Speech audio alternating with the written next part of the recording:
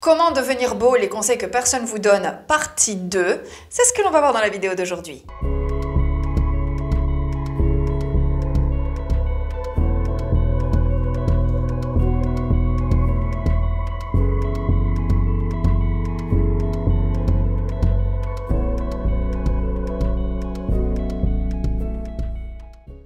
Salut mes petits bichons, j'espère qu'aujourd'hui ça va. Alors nous sommes donc dans la vidéo numéro 2 de mon triptyque de vidéos sur comment devenir plus beau. Dans la vidéo précédente qui va apparaître quelque part par là, j'avais également pris le soin de vous donner en fait comment gérer des complexes physiques pour lesquels vous ne pouvez rien faire. Et je vous avais donné les paramètres de base sur l'allure et comment gérer les paramètres de base de votre physique, à savoir votre masse corporelle qui inclut votre masse grasse et votre masse musculaire. J'ai été extrêmement simple là-dessus, parce que je voulais en garder sous le coude pour les vidéos d'après. Et donc dans la vidéo d'aujourd'hui, je vais vous donner les paramètres sur lesquels vous pouvez influer le plus vite possible. Dans la dernière vidéo, je vous donnerai ce qu'on appelle les paramètres avancés. Mais dans cette vidéo, donc ici vous allez avoir le timecode de la vidéo, dans lequel je vais vous donner en fait chaque paramètres. Et donc ici, vous allez avoir tous les paramètres sur lesquels vous allez pouvoir influer. Je vais vous expliquer pour chaque paramètre ce qu'il traduit, comment il est interprété et comment est-ce que vous pouvez l'améliorer et pourquoi est-ce qu'il est important de travailler sur ces paramètres. Donc c'est ce que l'on va voir aujourd'hui. Donc je vais pas m'énerver comme dans la vidéo précédente, mais je vais quand même vous donner un disclaimer très simple. Est-ce que je vais parler de critères superficiels? Oui. Est-ce que vous pouvez décider d'être réfractaire et de ne pas travailler sur ces critères? Très rapidement, je vais résumer ce que je pensais dans la vidéo précédente. C'est une vidéo de développement personnel et c'est une vidéo de séduction. Je donne des conseils pour se développer personnellement et séduire plus. Mais avant de rentrer dans le vif du sujet, pour ceux qui ne me connaissent pas, je suis Lula Morales. Je travaille dans le milieu du coaching depuis 14 ans et je suis justement là pour aider les gens, les hommes, les femmes. Et pas les plantes. J'ai toujours pas réussi à sauver Dominique. Dominique tire de plus en plus la gueule. Je pense que je vais bientôt devoir déclarer la mort clinique de Dominique. Mort clinique, ça va pas. Ça... Non mais c'est le drame de ma vie en ce moment. Mais on va pas s'y perdre.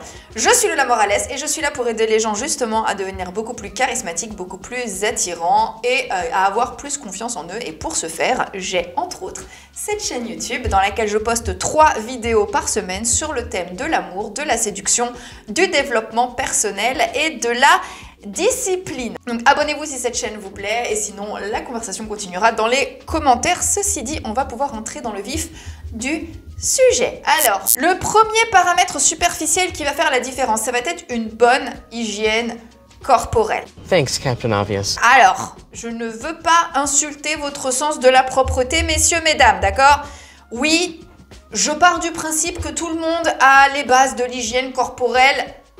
En vrai, on sait tous le nombre de douches qu'on devrait prendre par jour, on sait tous à peu près le nombre de fois où on devrait se laver les cheveux, le nombre de fois où on devrait se laver les dents, et à partir de quand est-ce qu'il faut arrêter de porter un vêtement? Mais force est de constater que tout le monde ne respecte pas ces règles élémentaires d'hygiène. Alors, la principale chose sur laquelle ça va impacter, ça va bien évidemment être votre odeur, mais je vais en fait à votre décharge vous parler d'un petit paramètre, d'un petit potard ici que vous allez pouvoir pousser. Mais la raison pour laquelle j'en parle malgré tout, ce n'est pas justement pour émettre un jugement sur l'hygiène corporelle des gens. On part du principe qu'on est entre adultes et que tout le monde fait à peu près la même chose. Mais il y a un détail dans les choses qui peuvent influer justement sur justement votre hygiène corporelle et notamment la manière dont elle est perçue. Et ça, c'est un problème. Alors, je vais en parler.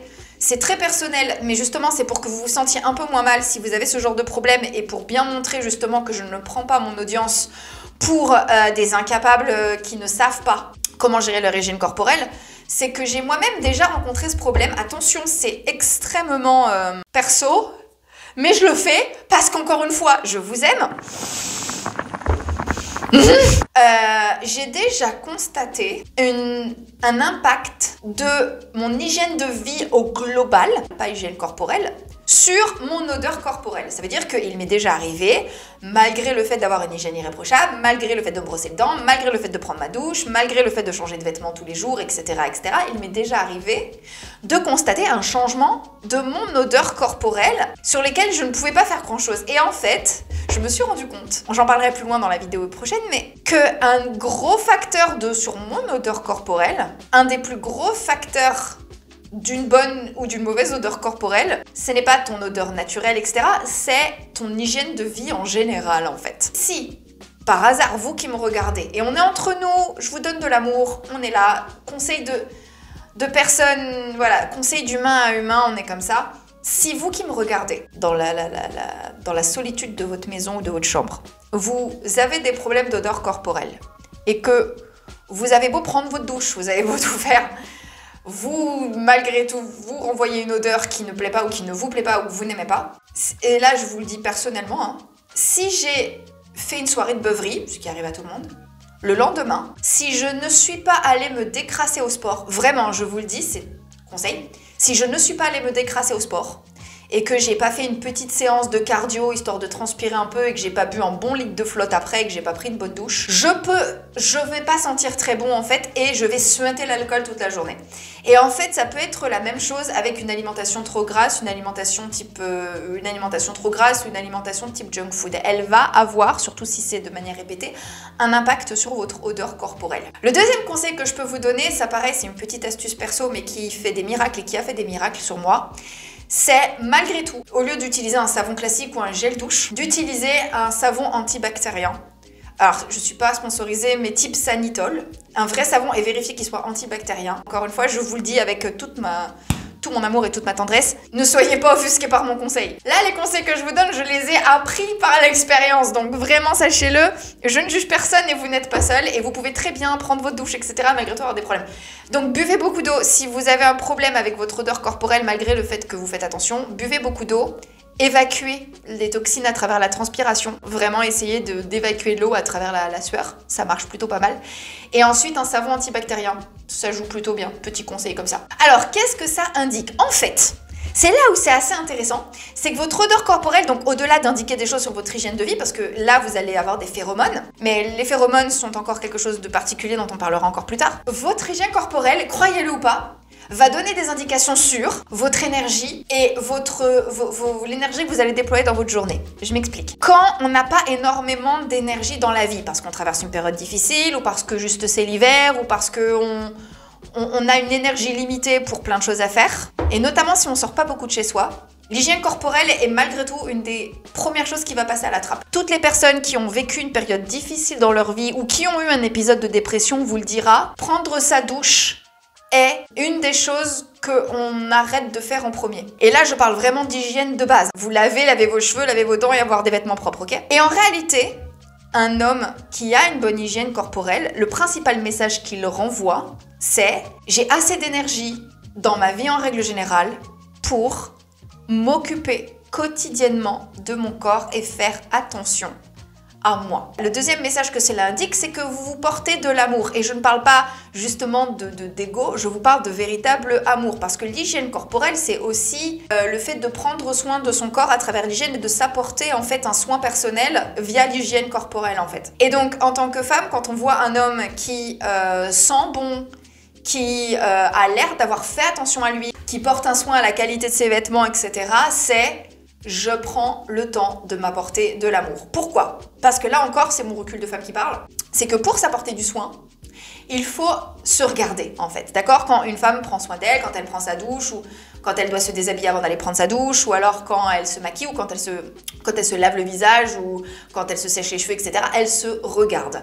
Et plus elle s'aime et plus elle a un rapport à son corps qui est agréable, moins elle a de problèmes à se regarder. D'accord? Et donc, lorsqu'un homme prend soin de son hygiène corporelle, le message aussi qu'il renvoie, c'est qu'il est à l'aise dans son enveloppe corporelle, assez pour pouvoir prendre le temps tous les jours d'en prendre soin en fait. Mais ce n'est pas tout. Maintenant, nous allons aborder le deuxième paramètre qui va être les vêtements. Alors, on va commencer par qu'est-ce que les vêtements indiquent? Alors, ils indiquent tellement de choses. Tout d'abord, la première chose qu'ils vont indiquer, et là je parle pas de soin des vêtements, je parle du vêtement en soi, ça va être votre catégorie socio-professionnelle, ok? Donc ça va être la qualité de la coupe du vêtement, la qualité de la matière du vêtement, et un petit peu aussi votre capacité à coordonner les couleurs et donc à prendre soin de vous. Mais votre catégorie socio-professionnelle va souvent être vue à travers vos vêtements. Et là, il va y avoir plusieurs choses que vous allez pouvoir transmettre à travers vos vêtements. Le piège dans lequel vous ne devez pas tomber, c'est de vous habiller de manière faussement classe, par exemple des vêtements qui sont censés trahir une catégorie socio-professionnelle supérieure, du type costard, etc., mais de qualité plutôt mauvaise, et notamment en termes de matière. La matière va être le plus important dans vos vêtements. Salut, c'est Lola du montage, mais qui a fait un brushing. En montant cette vidéo, je me suis rendu compte, et littéralement, que j'étais passée à côté de l'essentiel des meilleurs conseils que je pouvais vous donner. Alors déjà, je vais commencer par vous donner un conseil absolument essentiel. Essentiel si vous voulez être stylé, si j'ai vraiment... Ne faites pas l'impasse là-dessus. Moi, je recommande pas aux gens de s'habiller toujours très cher et je recommande pas aux gens de devenir des fashion victimes, mais j'ai un conseil à vous donner ici. Faites, retouchez et ajustez vos vêtements. Surtout vos pantalons, vos vestes, vos chemises si nécessaire parfois, et vos manteaux. Donc oui, il va falloir faire très attention à la matière, mais si vous devez acheter des vêtements, et notamment des pièces type manteau, etc., de manufacture un peu basique, pantalons de prêt-à-porter ou ce genre de choses, faites reprendre en priorité les manches de vos gilets et manteaux, la longueur de vos gilets et manteaux. Pensez également à faire ajuster la largeur de votre veste, surtout au niveau de la taille, pour un tombé plus élégant. Concernant la longueur de vos pantalons, si j'ai un conseil à vous donner, mais de toutes les façons, si vous faites appel à un retoucheur, il le saura encore mieux que moi, c'est de s'assurer que le bas de votre pantalon arrive très exactement en bas de votre talon de pied et non pas le talon de votre chaussure. C'est-à-dire que, sauf si vous mettez des chaussures avec un peu de talonnette ou ce genre de choses, normalement on devrait voir votre talon lorsque vous vous tenez debout. Et on devrait voir le haut de votre chaussure lorsque vous vous tenez assis. Maintenant, si vous êtes en train de faire une virée shopping et que vous trouvez des vêtements et qu'il s'avère que vous êtes entre deux tailles, ce que je vous recommande de faire, c'est de sélectionner la taille qui va le mieux à vos épaules et de faire cintrer votre pièce de vêtement. L'idéal, c'est de trouver un retoucheur autour de vous qui va devenir votre retoucheur et de prévoir une petite marge en fait dans votre budget shopping.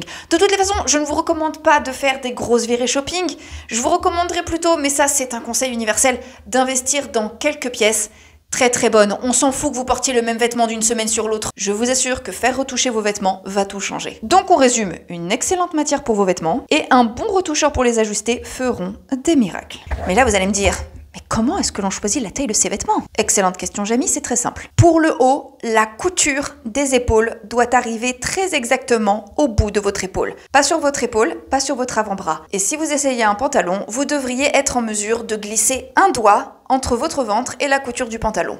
Pas deux, pas zéro, un. J'arrive pas à croire que j'avais oublié de vous raconter tout ça sur une vidéo où j'explique comment bien se saper. Et de toutes les façons, si vous avez regardé ma vidéo précédente et que vous avez fait attention aux paramètres de base, et c'est la raison pour laquelle je parlais des paramètres de base, si vous avez fait attention à votre paramètre de base, donc à votre allure physique en règle générale, il vous sera très facile d'être bien habillé, d'accord? Plus en fait vous allez faire attention à votre allure physique sur le plan de votre masse musculaire, votre masse corporelle, votre masse grasse et votre manière de vous tenir, etc. et les autres paramètres, plus il va être facile de vous habiller. Mais dans tous les cas, le meilleur combo, le combo ultime qui va vous rendre magnifique, ça va être de faire attention à votre corps et de poser sur ce corps des vêtements bien coupés et avec une bonne matière. Et un autre truc que j'ai envie de dire, c'est que malgré le fait que, effectivement, je vous recommande de faire attention à la qualité de vos vêtements et notamment à la matière, vous ne pourrez malgré tout pas compenser un physique disgracieux avec de beaux vêtements. Des beaux vêtements vont donner une indication potentiellement sur votre capital économique et ils vont pouvoir également mettre en valeur un joli physique, mais ils ne vont pas pouvoir compenser un physique disgracieux. Une autre indication que vos vêtements vont donner, ça va être justement sur votre sens du détail. Et là, on va parler de ce que moi j'appelle un physique facile à lire. Qu'est-ce que c'est qu'un physique facile à lire pour moi et notamment sur le plan vestimentaire? Ce sont des vêtements coordonnées, ça veut dire avec une certaine cohérence au niveau des vêtements, des coupes ajustées qui ne font pas de plis ou qui ne font pas de disparité, c'est-à-dire que normalement dans ma vidéo précédente je vous ai donné quelques clés pour avoir un physique plus harmonieux, et donc vos vêtements bien coupés à la bonne taille et bien taillés ne feront pas de plis, comme par exemple vous savez le fameux pli de bouton là justement pour une chemise un peu trop petite laissant entrevoir des pectoraux saillants, ou alors à l'inverse des chemises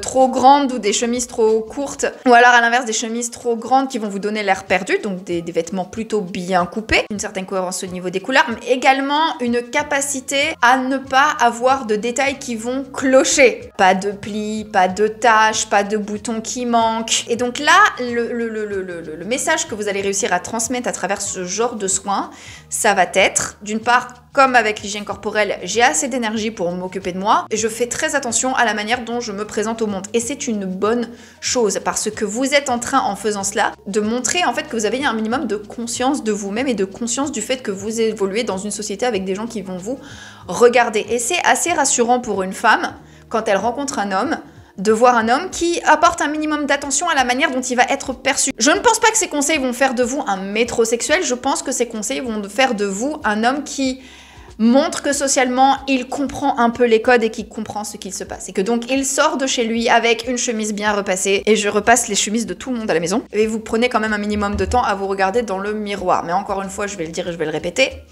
des beaux vêtements ne compensent pas un physique disgracieux. Donc, il faut quand même travailler sur les autres paramètres. Mais c'est un paramètre qui peut au moins aider sur le plan social. Qu'est-ce que cela va également indiquer? Vos vêtements vont également indiquer votre univers culturel. Par exemple, la musique que vous écoutez ou l'univers dans lequel vous traînez, d'accord? Quand je pense à ça, je pense particulièrement au fameux col roulé du petit intellectuel qui habite intramuros, en fait. Est-ce que j'enfonce des portes ouvertes là-dessus? Oui, mais si vous avez un minimum conscience de ça, vous pouvez vous poser la question de quel est en fait l'univers auquel j'appartiens, quel est l'univers culturel des personnes qui m'intéressent. Et enfin, vos vêtements vont signifier votre intelligence sociale. Est-ce que vous savez vous habiller en fonction du contexte dans lequel vous êtes? Est-ce que vous comprenez que vous devez vous habiller différemment en fonction des sphères dans lesquelles vous intervenez? Maintenant, si j'ai des conseils à vous donner vis-à-vis de ça, habillez-vous en fonction du contexte dans lequel vous êtes. Habillez-vous en fonction du contexte auquel appartiennent les gens qui vous intéressent, que ce soit sur le plan amoureux ou sur le plan social. Faites attention aux détails, ayez un minimum de sens du détail. Et pourquoi est-ce que cela compte pour les gens et pour les femmes en particulier? Parce qu'une femme aura tendance à sélectionner un homme de la classe sociale auquel elle aspire au mieux ou au pire auquel elle appartient, d'accord? Et des sphères sociales dans lesquelles elle se sent à l'aise. Donc, petite question à vous poser pour savoir comment vous habiller. À quelle catégorie socio-professionnelle appartiennent ou aspirent les personnes qui m'intéressent ou les femmes qui m'intéressent? Si vous voulez parler de ces choses-là avec moi, vous pouvez en parler en prenant directement rendez-vous avec moi parce que je suis coach. Donc là, vous allez avoir le petit QR code. Vous pouvez directement prendre rendez-vous en scannant le QR code qui est ici ou en cliquant sur le lien qui est en barre d'infos ou en commentaire épinglé. Vous allez tomber sur mon agenda et vous allez pouvoir directement prendre rendez-vous avec moi. Ensuite, paramètre suivant, la coiffure. Qu'est-ce que la coiffure indique? Alors, elle indique pas grand-chose en soi, mais la coiffure va vous mettre ou pas en valeur. Donc ça va littéralement être un potard sur lequel vous pouvez jouer, qui peut vous rendre beau ou pas beau. Donc moi, si j'ai un conseil à vous donner au niveau de vos cheveux, au-delà des autres conseils pour maintenir votre chevelure, avoir une belle chevelure dont on parlera plus tard, ce serait d'aller et d'investir une fois pour toutes chez un bon visagiste, un vrai bon visagiste, d'accord? Pas juste un coiffeur, qui va vous regarder, qui va regarder justement votre structure osseuse, qui va regarder votre mâchoire, la forme de votre visage, l'harmonie de votre visage et qui va vous aider à trouver la coiffure qui va vraiment mettre en valeur votre visage. Là encore, c'est très très féminin de faire attention à ce que ta coiffure soit adaptée à la forme de ton visage. Je sais aussi que pour vous les hommes, dans la mesure où vous avez des cheveux plus courts et que votre implantation des cheveux se voit beaucoup plus parce que vous avez moins de cheveux pour camoufler l'implantation, effectivement, j'ai l'impression qu'en tant qu'homme, vous pouvez être un peu en détresse et vous pouvez vous dire mais moi en fait, je ne me coiffe pas comme je veux, je me coiffe comme mes cheveux me permettent de le faire en fait et ma masse capillaire me permet de le faire. Je peux comprendre que du coup, ça peut être un paramètre que vous avez du mal à gérer et c'est pour ça que je vous le dis, prenez un peu d'argent au moins une fois et allez voir un visagiste, expliquez-lui la situation et demandez-lui avec votre masse capillaire, avec votre forme du visage, quelle serait la coiffure la plus adaptée et il pourra vous donner quelque chose. Ensuite, le système pileux, la barbe, les sourcils, etc. Messieurs, je vous en prie, ça prend 10 minutes par semaine, d'accord? Vraiment pas plus. De s'enfermer dans sa salle de bain, de regarder l'état de ses sourcils, de retirer son monosourcil, de retirer les sourcils qui dépassent et de vraiment essayer de sculpter sa barbe. Et là encore, si vous galérez une première fois, ça c'est un conseil que je donne aussi aux femmes, notamment pour les sourcils, votre système pileux va indiquer le soin que vous allez vous apporter et va indiquer pareil votre degré de conscience de vous-même et le soin que vous apportez au même titre que l'hygiène corporelle, d'accord ? J'ai, parmi mes élèves également, des mecs qui ont des systèmes pileux magnifiques, des poils et des cheveux drus. Si vous avez beaucoup de poils, la seule chose que vous devez faire, c'est les raser, les couper, les épiler, les entretenir. Alors que quand vous n'en avez pas beaucoup, faire pousser, c'est beaucoup plus compliqué. C'est possible, mais c'est beaucoup plus compliqué. Donc, si j'ai un conseil à vous donner, messieurs, c'est une fois pour toutes pareil, allez chez un barbier. Quelqu'un qui peut vraiment s'occuper de tout votre système pileux au niveau facial surtout, ok ? Et lui demander une fois pour toutes de vous dessiner ce qui vous irait le mieux. Et ensuite, faire de l'entretien. Parce que les hommes qui négligent leur barbe et laissent pousser leurs cheveux, souvent cela traduit une période de leur vie qui peut être assez difficile ou une situation où ils traversent suffisamment de défis et donc ils n'ont pas le temps pour ça. Et enfin, l'état des dents. Pareil, hein, je vous parle, mais ça a été un de mes gros soucis aussi. L'état, ce que vos dents indiquent, c'est votre capacité à être un adulte responsable qui prend soin de sa santé. Parce que prendre soin de ses dents, ça implique souvent d'avoir un dentiste, de le voir souvent, d'avoir une mutuelle et le temps et l'énergie de prendre rendez-vous chez ce dentiste et de le voir régulièrement. Faites-le. Vos dents sont un signe de bonne santé déjà, mais vos dents sont aussi des indicateurs de ce que vous consommez bien évidemment. Tabac, alcool, café, etc. Faites attention à l'état de vos dents. Il y a un débat qui peut se poser de savoir si ça vaut le coup de porter en fait des bagues pendant un certain temps pour rétablir l'état de vos dents, pour avoir de meilleures dents, mais ne sous-estimez pas en fait l'impact de vos dents sur votre allure physique. Et je sais aussi que plus les gens ont le sens du détail, plus ils vont faire attention à l'état de vos dents. Et encore une fois, je parle d'expérience malheureusement. Si vous faites attention à toutes ces choses-là, à une bonne coiffure, à un bon système pileux, à des vêtements bien taillés, bien coupés, en bon état, avec une bonne matière et une certaine cohérence en termes de couleur, des dents bien soignées et donc une hygiène corporelle avec une bonne odeur, vous avez déjà fait une assez bonne partie de votre travail. Qu'est-ce qui va se passer lorsque vous allez prendre soin de toutes ces choses-là? Donc d'une part, vous allez vous présenter comme un individu qui a conscience de lui-même et comme un individu qui a conscience des codes sociaux, ok? Et en faisant attention à ça et en montrant que vous avez un minimum de conscience des codes sociaux, au-delà des signaux de bonne santé que vous allez renvoyer, mais on en parlera un peu plus encore en longueur dans la vidéo prochaine, vous allez montrer que justement vous avez une certaine adaptabilité sociale et que vous mettez une certaine énergie en fait à bien vous présenter au monde. Et pourquoi est-ce que c'est important pour une femme? Parce que si vous êtes dans la communauté séduction depuis longtemps, vous le savez, la preuve sociale est quelque chose qu'une femme va rechercher chez un homme. Et en fait, la preuve sociale, ça ne va pas juste être les gens qui vont vous valider. À défaut, en fait, de savoir avec qui vous traînez, à défaut de savoir exactement qui vous valide sur le plan social, une femme va également s'intéresser de savoir si vous mettez de l'énergie, en fait, à justement avoir une bonne image sur le plan social. Et également, cela peut donner des signes en fait de soin que vous accordez à vous-même et de maturité et de capacité d'autonomie en fait. Quand un homme ne fait pas attention à ses cheveux, garde les cheveux gras ou fait pas attention à son hygiène corporelle, etc., au-delà de l'aspect ragoûtant que ça a, l'image que cela renvoie, c'est surtout d'un homme qui ne sait pas l'image qu'il renvoie, qu'il n'a absolument aucune idée de l'image qu'il renvoie et aussi qui n'a pas suffisamment d'énergie pour se maintenir sur le plan physique. Et ça peut paraître assez effrayant pour les gens en général et pour les femmes en particulier. Donc faites attention à ces choses-là. Dans la vidéo qui va apparaître normalement dimanche, je vais vous parler des fameux paramètres avancés. Ça veut dire que là, ça va être une vidéo